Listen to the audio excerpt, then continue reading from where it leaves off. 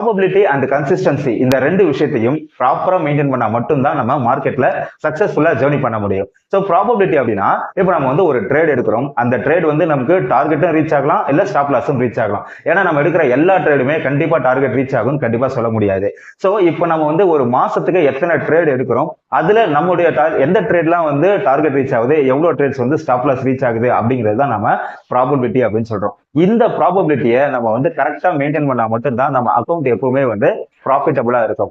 And ஒரு trade அப்படிங்கிறது நமக்கு வந்து அதிகபட்ச எக்ஸ்பென்சஸ் இருக்கக்கூடிய ஒரு விஷயம். ஏன்னா நீங்க ப்ராஃபிட் பண்ற ட்ரேடா இருந்தாலும் லாஸ் பண்ற ட்ரேடா இருந்தாலும் புரோக்கரேஜ் பே பண்ணணும், எஸ்டிடி பே பண்ணணும், அண்ட் அதர் டாக்ஸஸும் நீங்க பே பண்ண வேண்டியிருக்கும். ஸோ இந்த எக்ஸ்பென்ஸ் எல்லாம் போக நமக்கு நெட்டா எவ்வளவு ப்ராஃபிட் கிடைக்குது அப்படிங்கிறது வந்து ரொம்பவே இம்பார்ட்டன்டான ஒரு விஷயம். அந்த ப்ராஃபிட்டை நம்ம எவ்வளவு வருஷம் வந்து கன்சிஸ்டன்டா மெயின்டைன் பண்றோமோ அதை வச்சுதான் நம்மளால ஒரு சக்சஸ்ஃபுல் இன்வெஸ்டரா வந்து மார்க்கெட்ல வர முடியும். சோ நீங்க வந்து ஒரு பிகினர் லெவல் ட்ரேடரா இருக்கீங்க அப்படின்னா இந்த ப்ராபபிலிட்டி நீங்க ஃபோக்கஸ் பண்ண ஆரம்பிச்சிட்டீங்கனாலே ஆட்டோமேட்டிக்கா உங்களால அந்த கன்சிஸ்டன்சியை மெயின்டைன் பண்ண முடியும். ஓவர் த பீரியட்ல உங்களால ஒரு சக்சஸ்ஃபுல் இன்வெஸ்டரா மாறதுக்கு நிறைய சான்சஸ் இருக்கு.